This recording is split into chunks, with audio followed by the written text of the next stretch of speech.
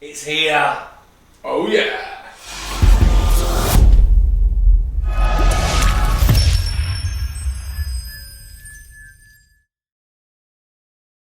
Hello guys, I'm Top Table Steve. And I'm Top Table Jay. And we are now reviewing the Quest of the Ringbearer book, which we've been waiting to do for a long time. Happy release day, my friend. Thank you very much. New sourcebook day. Yeah. Everyone enjoy the absolute, what I've heard is wealth of stuff that we've got. Before we jump into and have a look at the book, if it's your first time here, please do click the subscribe button.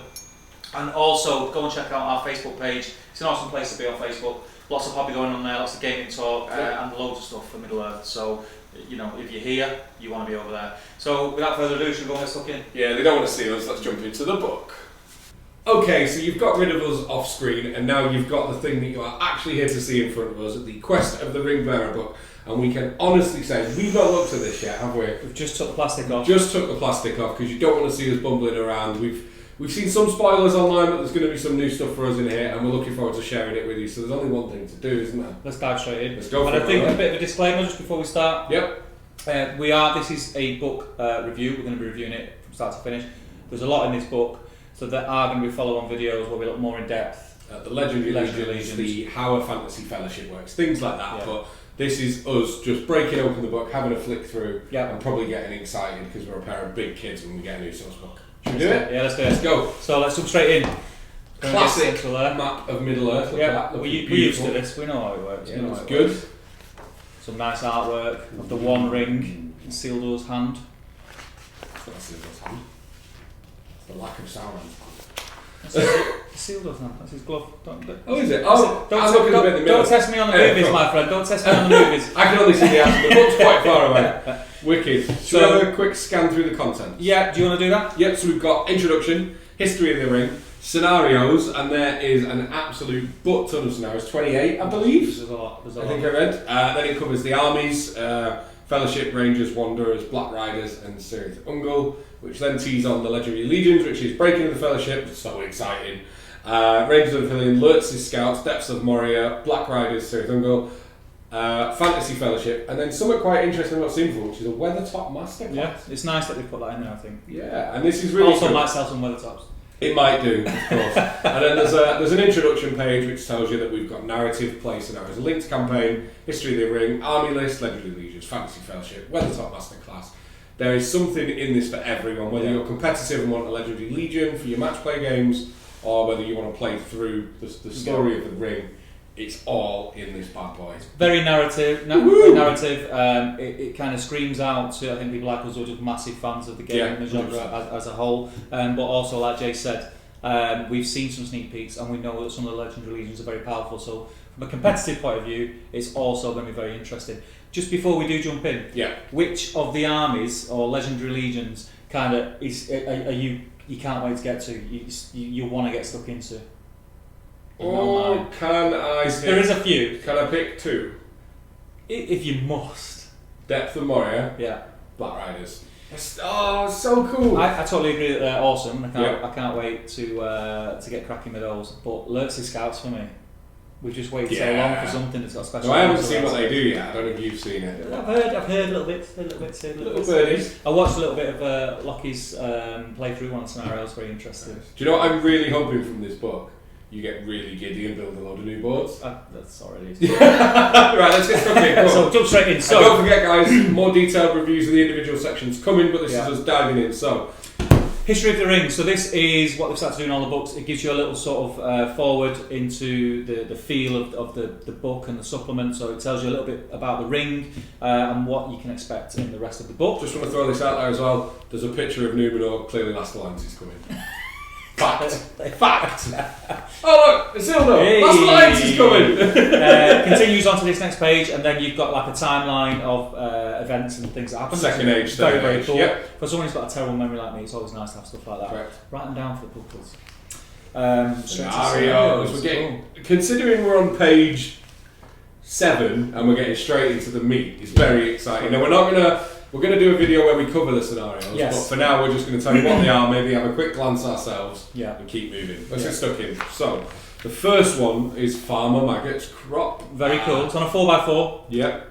Participants are Farmer Maggot, obviously, and then the evil side, funnily enough, is Frodo, Sam, Merry, and Pippin. How dare they be referred to as evil? Well, they've been cheeky little thieves, aren't they? Frodo and Sam are just there. But looks very cool. A pretty basic board with a farmhouse and a crop field in the centre. And obviously, you can imagine that the hobbits have to get away from Farmer Maggot. Fun fact for later on that Keith from Element Games, friend of ours, has just been in chatting to us, and imagine, we don't know yet, but imagine if you could take Farmer Maggot in your fantasy fellowship and bring the dogs for a 12-man fellowship. That'd be cool.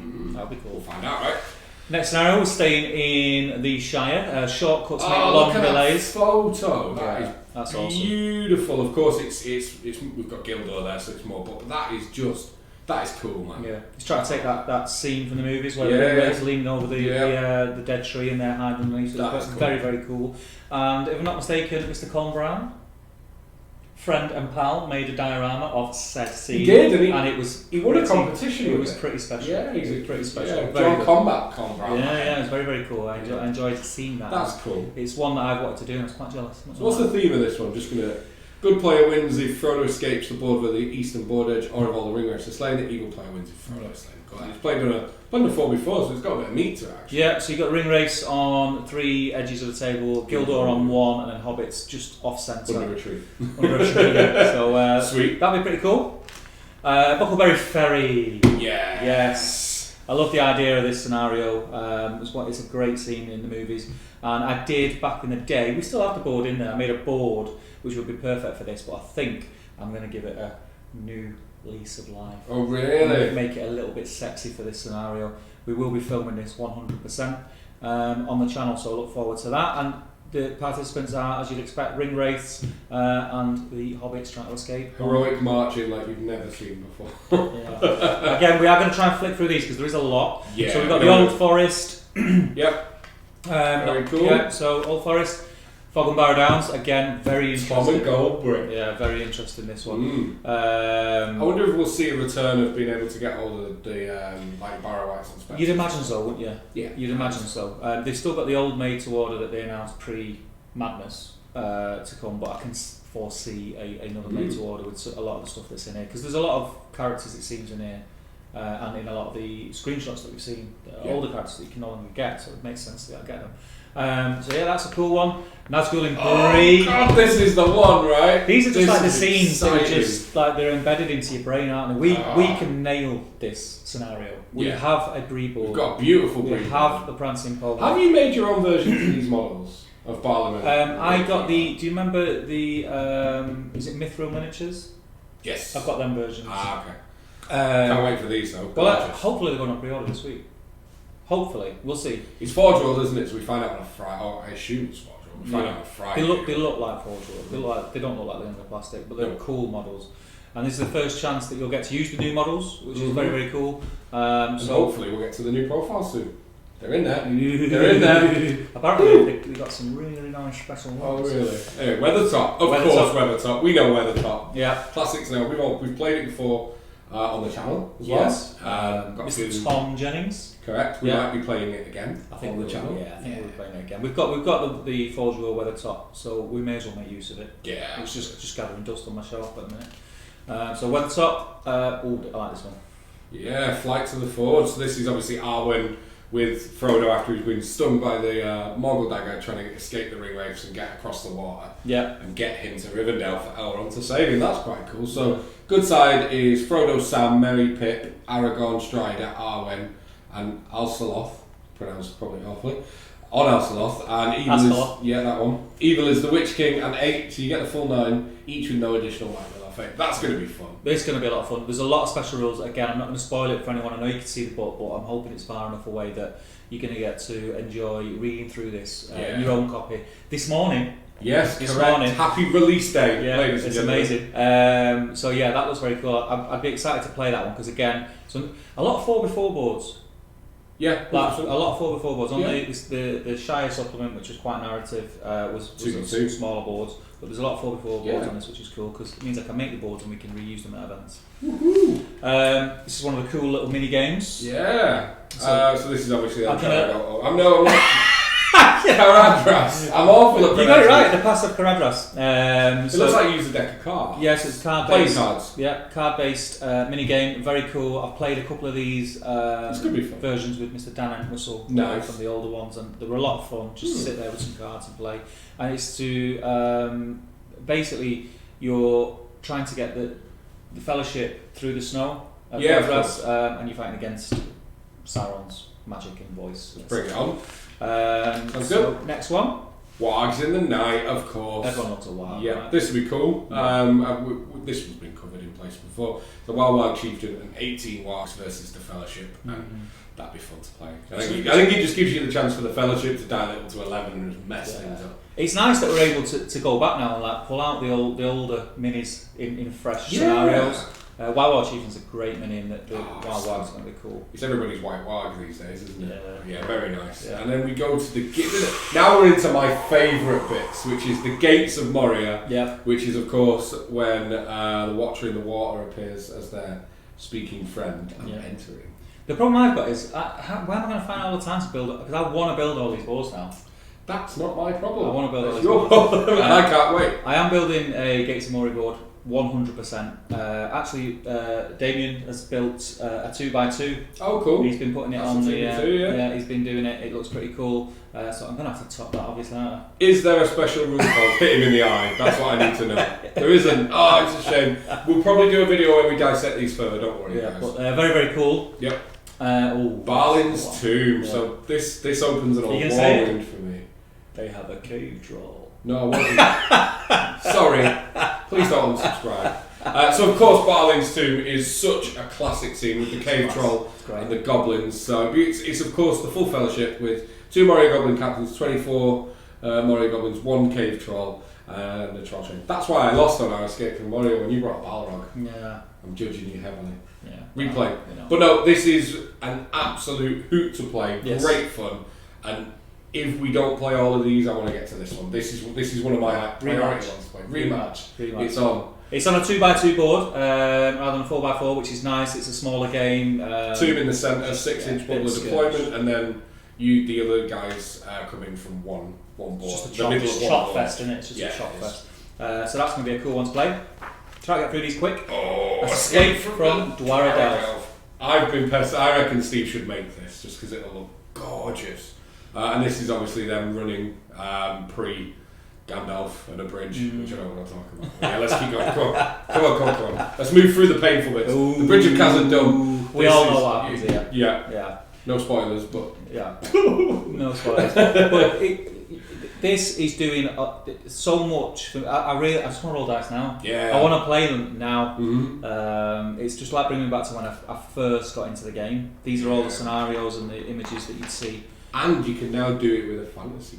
Yeah, we'll come to that. Lothlorien. So now they've escaped Moria, and of course they are in Lothlorien, and it shows you've got Haldir and the remaining members of the Fellowship, obviously holding off the remnants of Moria. This is the scene that was cut from the movies, right? It is, yeah. So you can still find that on YouTube. Can you really? No, like special effects. It's all a bit raw, but it looks pretty cool.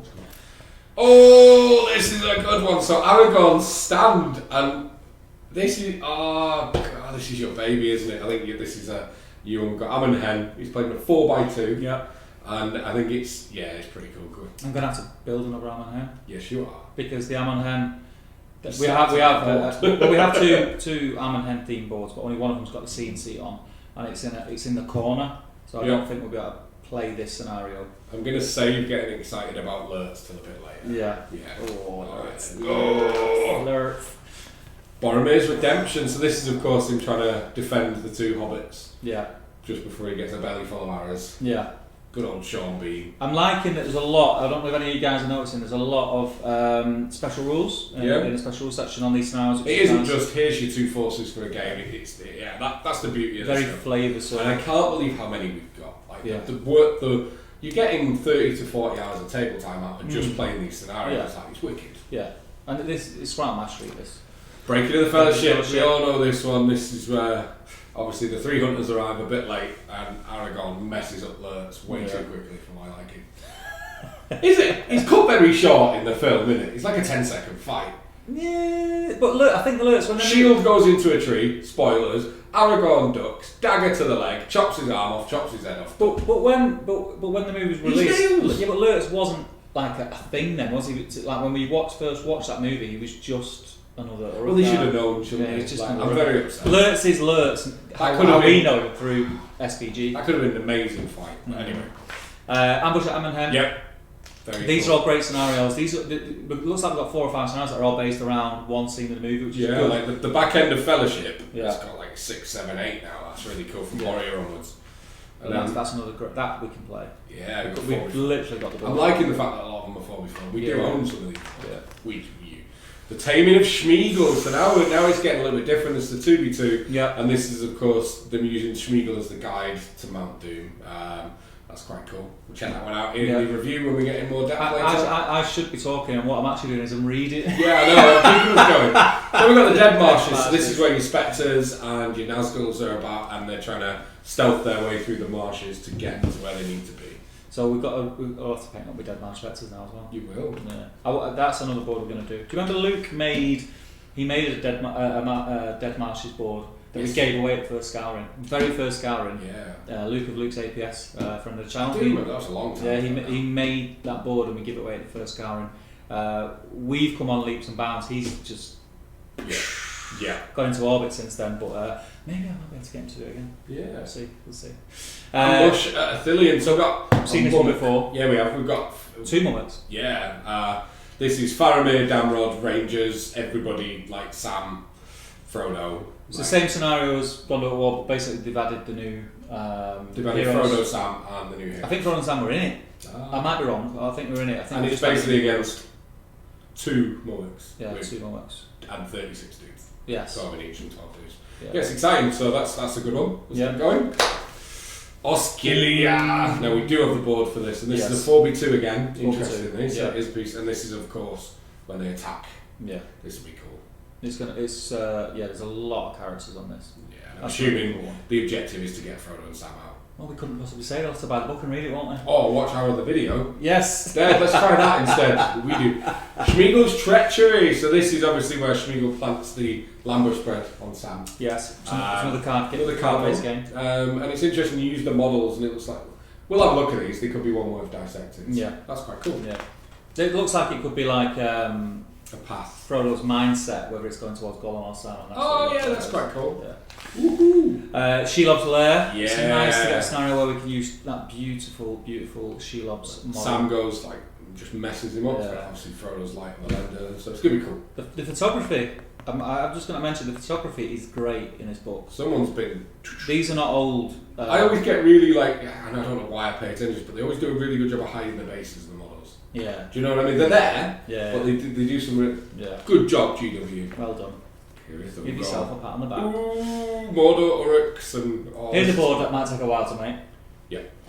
We'll see how we go. It's 2x2. Maybe I might have to rope in some help with that one. Yeah. Where's Nick? Yeah, where is Nick? Where's Nick? Where's Nick when you need him? Well, that's a cool one. That is cool. Kira Thungol, I love... There's a lot of stuff going on in this. There's a lot of special rules around the Mithril Coat. Yeah. That's for my old gaffer. There's doorway rules. Again, covering a future video, we need to not let this be 4 hours long because we're drilling. And then we've got the Plateau of Gorgoroth. Yeah, so this is Frodo and Sam when they're in the Orc. Excuse me. I'm assuming it's going to be a case of Frodo and Sam having to get from one side of the board to another without being recognised. Without raising the alarm. Because there's a lot of orcs. Captains, taskmasters, that'd be quite cool. But it's going to be nice to be able to paint them up and use them because I've not painted them up yet. I've had them since. The cute little models since they came out. The end of all things. Here it is. So we've reached Mount Doom. Yeah. And Schmeagol's probably about to... 2 boards. Oh yeah. So there's... that's interesting. I think there's the out the gates of and then the internal. So there is actually a...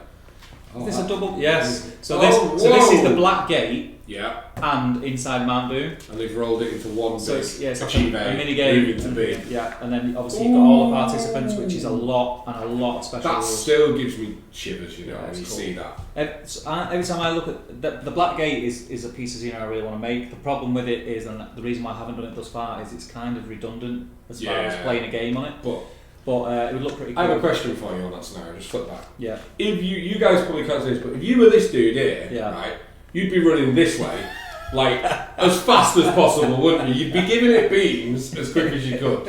Am I right? Yeah, but these are men of Gondor, mate. This lad in the middle... You know no fear. Like, Aragorn's up here, he's not going to know. I'd just be going that way. But that might be... I'm not very courageous. Don't ever have Jay as doubles partner. So yeah, that looks very cool. It does. Very cool. Can't wait to get stuck into that. And then we get into the journey of the Ringbearer. So this is all about how now you play through these. And it covers different things about linking your games, surviving the journey, like for people who may die, recovering strength, rest points, scenario bonuses. We're going to tackle all this. Yes. In future videos, don't worry. And then it kind of, there are like certain rules for as you go through each one and who wins. Yeah. Like if evil win scenarios, you don't stop and end. You just like effectively, it looks like gives you a bonus for the next one. And you have rest points as well, which I've just noticed. Yeah. So that must be where, obviously it's like a campaign, so your usage of your might, will, fate, etc. carries on through the games, but then there's points in the campaign where you can replenish, which is quite cool. So now we're into the armies. Oh, this is a good book. The Fellowship. So of course, we all know the Fellowship, and it talks about the key models, the strengths and weaknesses of the Force. Yep, but there is extra rules. There is. Do we want to dive into them in this? Or I think we save it. We'll save it. We're going to have a chat about the Legendary Legions, but we'll save this. So then we've got the Rangers of Ithilien, and obviously worth noting that the 2 new Rangers are in there. That was a contentious point. It's exactly the same, yeah. They're in there, so you've got it. And this, the Rangers of Ithilien doesn't have an army bonus, but they get additional rules for Rangers of Ithilien turn to page 96. So that's that. And then we've got the new. Are we going to have a quick? Are we going to do the new profiles? Nah. Yeah. We've seen these two because they've had experimental rules, so let's leave those. And I did an unboxing. Oh, where's the other two? Oh, they'll be in the armies. Oh yeah. So then we've got the Wanderers in the Wild, and this is really cool. And of course you've got Tom and Goldberg, Murin and Dra, and the important ones here are Barleyman Butterbur and Harry Goatleaf. Models we didn't know we wanted or needed, but absolutely did. Did you see these as these were a curveball in my opinion? Yes and no. These 2 characters, yes. But you know how I've been harping on about Briefolk for God knows how long. Yeah. And everyone's like, well, they're not an army faction. And let's have a look at them. I'll cover this one, you can do that one. Okay. So we've got Barleyman Butterbur. He's move 6, fight 3, strength 3, defense 4, 1 attack, 2 wounds, courage 4. Might Will Fate is 132 and he's 40 points, and he comes with a club. Nice. Okay, so he's got heroic resolve and heroic defense. Nice. And a special rule: Barleyman Butterbur at your service during his move phase. If he goes into base contact with a friendly hero model, he can spend a will point to use this ability on a D6. Roll a D6 on a 5 up. The hero regains a wound lost earlier in battle. If you use this on a hero from the Fellowship, it's on a 4 up. 50-50. Putting wounds back is healing in SBG is huge. And he's got 3 shots at that. And Build a Pony, you may include Build a Pony in the same force as Barleyman Butterbur as if he was part of his warband, even if your force doesn't include Sam. If Build a Pony is taken, then he will only cost 10 points, so you get it's 50 for the pair. Additionally, doesn't seem to be a reason not to take Bill. No, additionally, Barleyman may benefit from Build a Pony's official meals and second breakfast, so he can put the will back in, right? So yeah, we did just check, because let's be honest, we don't all use Build a Pony that often. No. But of course, at the end of the turn, he can restore a Might, Will, or Fate point. On a 5 up. Yeah, so you could be using a 4 up to try and regain a wound on a hero, and then chain it into Bill on a 5 up, giving him the will point back. Yeah. I think that is amazing. That's quite cool. It could it's almost like infinite. I mean, does it say on a single model? Contact with a friendly a model, so he couldn't go into base contact with 2 and use 1. No. Right. But very cool profile. I like the fact that he is, like you say, it's at your service and he's there helping them, giving them bread and mead. And then mead. Mead. I don't know why I'm enjoying that one. And then of course it covers his allies. So he's historical allies with the Fellowship. He's convenient with the Shire Rangers, Minister, everyone who was alive around then. Yeah. And he's impossible allies with everyone else. Yeah. And then we've got Harry Goatleaf. So Harry Goatleaf, he's a man. He's a ruffian. Infantry hero, minor hero, war gear, dagger and lantern. Fight value 3, strength 3, defense 3, 1 attack, 2 wounds, courage 3. He's got 131 Might Will Fate. He's got a lantern which has a area effect of 12-inch. And it illuminates as if it were daylight, so models within this area can be seen clearly unless another special rule would prevent them from doing so. That's good. So there's certain scenarios where that Flash by moonlight is great come in fun. very, very handy. Yeah. Special rules, gatekeeper. During the priority phase, after priority has been rolled, Harry may spend a point of will to use this special rule. Mm-hmm. If he does so, select one enemy infantry model within 6-inch and line of sight of Harry and roll a d6. On a 3-up, the chosen model cannot move that turn, though they can still do anything else they would normally be able to do. Harry may use might to influence this roll. Monster models are unaffected by this special rule. So it's basically him being a gatekeeper and saying you can or cannot pass, but it's kind of it's transferred elaborated. It's elaborated. That's powerful, you know. It's good. On a 3-up with a might. It's good. Like on the turn that like there's going to be a huge charge and just benching Elrond on his horse or whatever. I think that's really cool. And then of course it looks allies wise. What's he got going on? So allies, Harry can either be taken as a good or an evil model. Oh, that's nice. interesting. Yeah. If taken as a good model, he is historical allies with the Fellowship, convenient allies with Rangers, Minister of Fiefdoms, Deladon, Harrow, Rohan, Wildman, Druidan, Rivendell, Lothlorien, Fangorn, Misty Mountains, impossible allies with all other army lists. If taken as an evil model, Harry Gottlieb counts as a hero of fortitude. Nice. He may be taken as part of Sharky's Rogues army list and may also be included as part of the Chief's Ruffians Legendary Legion. That's cool. That's cool. That's really cool. Yeah. There's a lot of use out of that little 2-man list. Yeah. It's very good. Nice. And the models are very cool. Very, very cool. I'm looking forward to getting them a bit more. Okay. Let's carry on. So Black Riders, this is one you were looking forward to? Oh yeah, I'm very excited about the Black Riders. So this is effectively, it can only consist of the Witch King on horse and Ringbearers on horse, which I think is very cool. And again, later in the book we might see some special rules when we get to the Legendary Legions. Yeah, maybe. And then Cirith Ungol. This is a cool one. Yeah. Again, it's a Legendary Legions, which specials are later. This can contain Shagrat, captains, Gorbag, Orc captains, Shelob, Orc captains, Mordor, Eye captains, Orc shavens, Orc warriors, and Mordor. Gorbag and Shagrat, eh? Yeah. It's interesting. And then we get. It's like a pre-made blister. Now we're in the bit that I think me and Steve are most excited about. And we hit Legendary Legions, and you've got, of course, the usual. Here's how they work. Yeah. Breaking of the Fellowship. Well, you got this. So are we going in depth? I think we should go through a video. So the army composition is as you would expect. It's Aragorn, Legolas, Gimli, Boromir, Frodo, Sam, Merry, and Pippin.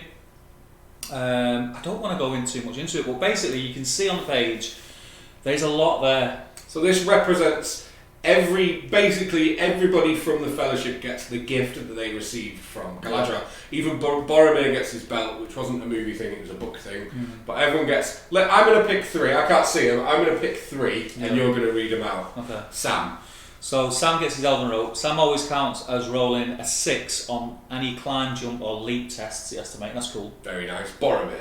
Boromir's Golden Belt. Boromir gains the Woodland Creature special rule. Nice. Handy. Gimmers.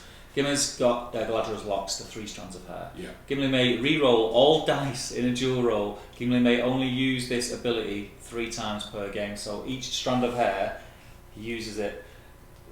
That's pretty powerful. All dice as well. That's pretty powerful. And then alongside the gifts that each of them got, you get some special rules. So they've got like Blessing of Galadriel, which means they count as having Fortify Spirit. Which is awesome. Yep. Because aren't all the Fellowship resistant to magic anyway? So it's sure. Yeah, I'm pretty sure. Bond of the Fellowship is a really cool one. They basically all count as a banner to each other. Yeah. Within 3 of someone else, it's a banner. Yeah. Like this is legit. Yeah. Love it. And we'll dive more into it in a little bit. It's basically they all get an extra dice. Let's keep going. Don't Oh, Rangers of Athenians! Rangers. So, shall I jump on this one? Yeah, you jump on. So this is, of course, as you can imagine, it's Faramir, Madril, Damrod, Amborn, Mablung, Frodo, Sam, Schmeagol, Minister of Schmeagol, Warriors of Minister of Osgiliath Fets, Rangers of Gondor.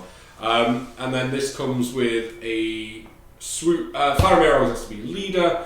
Samwise can only be there if Frodo is there, and Frodo, Sam, and Schmeagol can't lead stuff. Faramir's Rangers. So the Rangers of Gondor in warbands led by Faramir, Madril, Damrod, Amborn, and Mablung do not count towards the bow limit. Good to see the new guys are included in that as well. Yeah. Captured by Gondor, Frodo, Sam and Smeagol must either be deployed together as one warband or included in Faramir's, and then you've got experience trackers, which means Rangers of Gondor from this army gain the Woodland Creature special role. Very, very nice.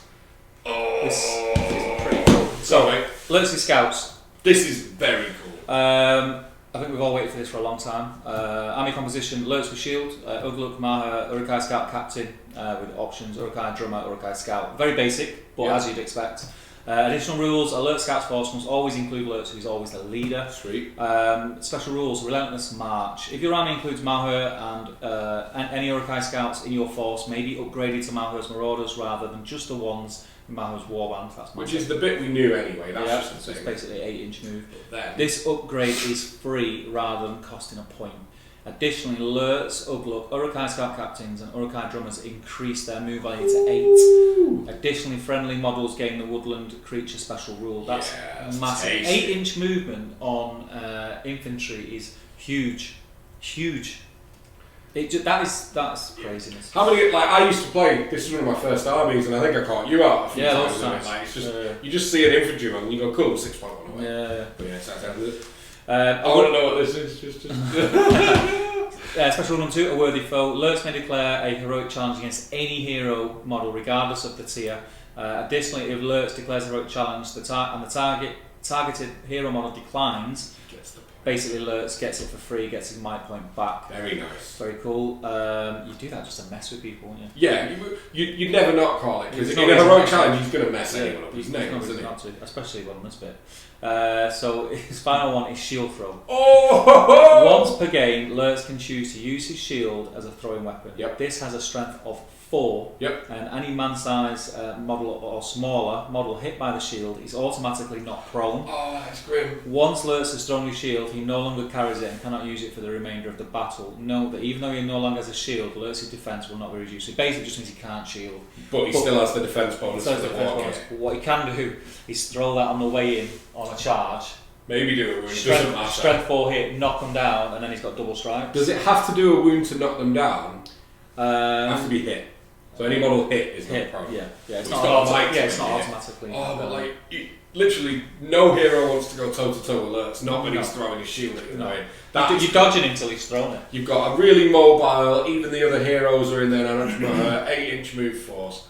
Really cool. 8-inch charge throwing a shield This is cool. on the way in. That's gonna look sick. That's class. Right, next up. Oh my god! I'm so excited. The Depths of Moria. This for me has given me like chills, man. And this is of course. This is tasty. We all know this, and this is of course the Balrog. No other named Moria characters, but captains and shamans are fine, and then warriors, prowlers, drummers, trolls, all the stuff. Yeah. Depths of Moria force must include the Balrog, must be the leader.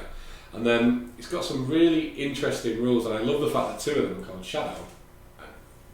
Should get into Shadow. Shooting attacks that target the Balrog will only hit on a 5-up. Yeah. So it makes him a lot more survivable. Really good against siege engines and stuff that are a great counter to the big guys. Yeah. And Flame. We'll go in order. So Dominion of the Balrog. Friendly Goblin models within 6 of the Balrog gain +1 to their fight value. And 6 inches on that big 60mm, I think it is, base. It's a huge bubble. Additionally, the armour will never be considered as broken as long as the Balrog has 6 or wounds remaining. So it's like Sauron, isn't it? Should the Balrog have 5 or fewer wounds remaining, then the armour will break as normal. If the Balrog is slain, you immediately count as broken. Yeah. And then Flame. Once per game, at the start of any shoot phase, the Balrog may select a single enemy model within 3 of it and roll a d6. On a 2+, that model is immediately set ablaze. This is an active ability. After the Balrog has used this ability, it can no longer benefit from Shadow. So it's you coming to life, and everyone knows exactly where you're at. And then Drums in the Deep. This is the one that's just like, oh baby! The effects of a Moria Goblin or Black Shield Drum are increased from 18 inches to battlefield wide. Mental. Insane. Mental. Additionally, as long as the drum and one drummer's alive, then the drum counts as a banner for the purpose of victory points in those scenarios for having a banner left line. That is mint, because you're just going to, you can't see on screen, you're going to corner plant him, hidden behind a thing, and you just... That's it, you don't need to move him into position to do the job. And it really it's really thematic actually about the drums echoing through the halls of Moria. Oh yes! Do you think that's cool? That's very powerful, that list. So I'm not going to lie to you. I read this yesterday with Keith, and we both checked how many Balrogs element games are in stock. We're like, I've always said I want. I've literally Warrior, got that list already painted. Can I borrow it? There's a back rep. Check it back where I played Sam Page's during Spoke. Oh no, it was fun. It was one-sided. It was fun. Anyway, super excited for the depths of Moria, but do you want to tackle the Black Riders? So Black Riders. This for me is really. This is like, don't get me wrong, Shadow Lord, Kamul, all that stuff, really cool, really characterful. This is what Ringwraiths are to me. I've always preferred them as the generic. So army composition, the Witch King of Angmar and Ringwraith, all on horse. They have to be mounted. Very excited. Additional rules: the Black Riders force must always include the Witch King of Angmar, who's always the leader. Makes sense. The Witch King of Angmar counts as a hero of legend in this legendary legion. Only a maximum of 9 models can be included. So it's the Witch King and 8. That's it. Yeah. So you probably, you're not going to be playing that high points anyway. But very cool. Terror in the Night is the first special rule. A modelling range of between 4 and 6 models from this force, with the Harbinger of Evil special rules suffers an additional -1 to their courage. A modelling range of between 7 and 9 models from this force, with the Harbinger of Evil special rules suffers an additional -2. So if they can if the full 9 charge into a block of models, like even elves are going to be sweating on those tests. Yeah, that's big. Next one, Screech of the Nazgul. Each Ringwraith can once per game cast a channeled version of the Transfix magical power without declaring a heroic channeling. This magical power is automatically cast, counting the result as a 6, and no will points are expended. Target models can make a resist test as normal. Make sure to note which of the Ringwraith models have used this ability, as each Ringwraith can only use this ability once per game. You get it 9 times. This is Thranduil's Circlet of Kings, basically. This is nuts. Yeah, it's crazy. It's like, Boromir, for the 5 turns of this game that matter, you don't. You don't. Like, that is a cool special rule. It is. So cool, and we're not even done. There's loads more. The next one, Will of Sauron. Friendly Ringwraith models do not lose a will point for being in combat as per their will. Nice. Evil special rule. So you hold the will. That's good. Very cool. Hunt for the Ringbearer. At the start of the fight phase, before other heroic actions are declared, if it would be possible for a friendly Ringwraith model to charge an enemy model with the 1 ring following a successful heroic combat, that Ringwraith model may declare a heroic combat without spending might. Only 1 Ringwraith can declare a free heroic combat in this way per turn. Situational but cool. Yeah. If successful, the Ringwraith that declared the heroic combat must charge the enemy model with the 1 ring, though any other models that move as part of the heroic combat may act as normal. The player who declared this free heroic combat automatically wins the roll-off to see which heroic combat goes first, though they must select this free heroic combat before any others. That's a bit. Again, it's situational on what you're playing, but you're banking the first, even though that's the one. And like you say, you could also do it as a feign, just to use somebody you're not that actually bothered about, just because everyone else who benefits from the thing can act as normal. So it's quite cool. It's very cool. And I think this is going to look super cool, and in the right hands, I think this will be pretty powerful on the table. I was just about to say, it's very, very cool. It looks cool. It's thematic as hell. Yeah. The special rules are great, but there's a lot of stuff to remember. That's not going to be a case of I'm bringing the 9. It's an auto. It's an ball list, isn't it? It's got so much resource. It's a thinking man's list. Yeah, it's not for us. It's not for us. Not for us. Moving on.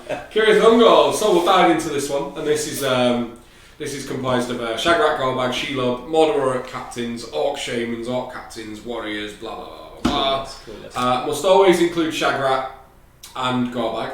Interesting, they both have to be there. Shagrat is always a leader. Only Orcs can lead Orcs, and only Mordor Orcs can lead Mordor Orcs. So the first special rule is Animosity. Friendly Orc models gain a bonus of +1 to wound in the fight phase if they're involved in the same fight as a friendly Uruk-hai model. That's tasty. Friendly Orc models gain a +1 to wound if they are involved in the knot. So if you really play into the mix, you're going to have some serious, that's really good actually. So basically you're getting +1 as long as you are mixing together. Yeah, so you want to mix up when you're Rivals for power. Keep track of how many models Gorbag and Shagrat have each killed. I'm not seeing this.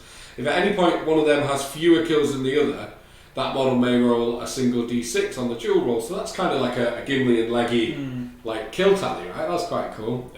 She hungers for sweeter meats. Did I miss Shelob out of this? Yeah, Shelob, sorry, apologies. Shelob adds 1 to her attack characteristics when involved in a fight against men, elves, dwarves or hobbits. That's what Shelob needed. Yeah. So thematic good versus evil, basically she gets an extra attack. And then another rule for Shelob, she is always hungry. At the start of the moon phase, as long as she is not engaged in a fight, Shelob can choose to kill and remove a friendly model within an inch. And if she does so, she can re-roll any number of dice when making a dual roll. So that's pretty good. And that's giving Shelob the punch that is needed at 90 points to really be more. A lot of it sounds like a lot that you're going to take a model off to get one extra dice, but sometimes with Shelob, when I've played her, it's been quite rare, but there has been occasions. I think Will Penton could probably... I know, well, the model off is to re-roll all your dual roll dice. Yeah, but what I'm saying is it seems like a lot to pay if you do it a couple of times, but there's been a lot of times, because she's only got a low number of attack dice in the dual roll.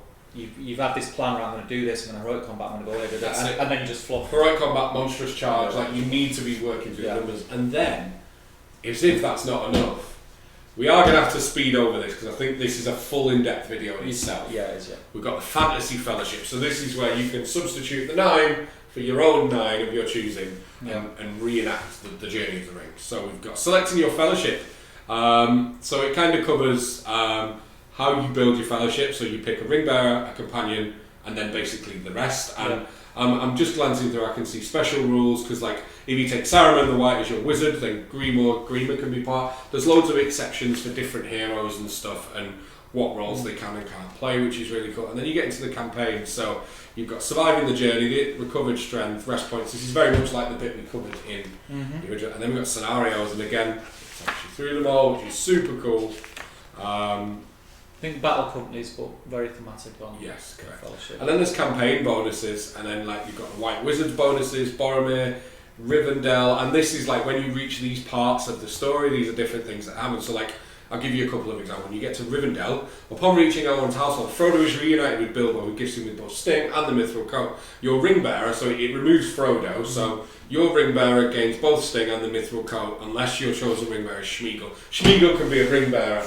That's my Fantasy Fellowship started right there. If Schmeagol is your ring bearer, then he gains a point of might and fate. Nice. And so there's loads of different bits for different things that happen on your journey or different places and encounters, which is really cool.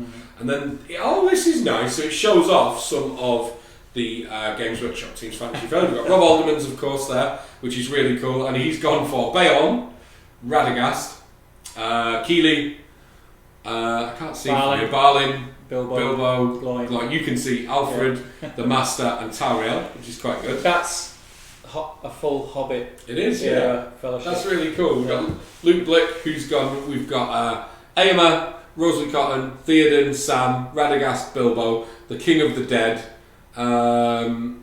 Gaffer, and Arwen, which is really cool. Do you want to cover these? I can't see. Chris Peach has got Arwen, Eowyn, Tauriel, Smeagol, Saruman, Pippin. He's got Beregond, and then he's got Glorfindel, and is it Eristor? Eristor. I've not seen Eristor in ages. That's interesting. Gav Newton, he's got Denethor, Thranduil, yes. Schmeagol, Book Bilbo. I can't see, you'll see that. Book Bilbo. Between us, we've got one set of eyes. We've got Grima, Saruman, Thorin, and Lobelia. Yeah. From what I believe, you can take. There's restrictions on the ring bearer and the companion. Yeah. But from there, you can pretty much take what you want. Anything. It's very cool. There's more. I'm putting Smaug in mine, by the way.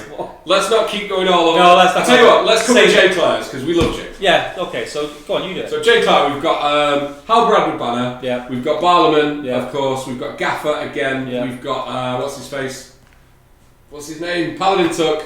We've got Bilbo up at the door. You literally played him the other day in the and the twins and Strider. I think that's a really cool one. Yeah. Quite a familiar. Apparently he knows a bit about the game, J. Claire. He's alright. He knows what he's doing. He knows what he's doing. And then this is a really cool addition I didn't expect. They give us like some of the stuff. Well, we've got like a Weathertop masterclass, and this is showing you how to assemble base coat and how to paint your Weathertop in a really beautiful way. Do you know what I like about it? Because this is, if you haven't got Weathertop, it's irrelevant. If you like paint terrain or you paint your bases and you're doing stone, it's a nice way to say, not all stone is grey. Yeah. Browns and creams, and it looks great. It looks fantastic. And then of course it gives you everything right through to final detailing, moss and things like that. And that, unfortunately, is the end of the book. That was a really good skim through. Don't forget, you're going to get more in-depth guides to the sections of this coming from us, so make sure you hit the subscribe button. But we'll spin the camera back around and we'll talk to you. And that is it, guys. We have had our flick through the book. thank you very much for joining us. Please do remember, get involved in the comments below. Let us know what you think. Did you pick the book up? Are you doing a fantasy fellowship? We love to hear all about your exploits in and around Middle-earth strategy battle game. And also, please stay tuned for the messages after the video, which would be greatly appreciated. Absolutely. But that's it from us.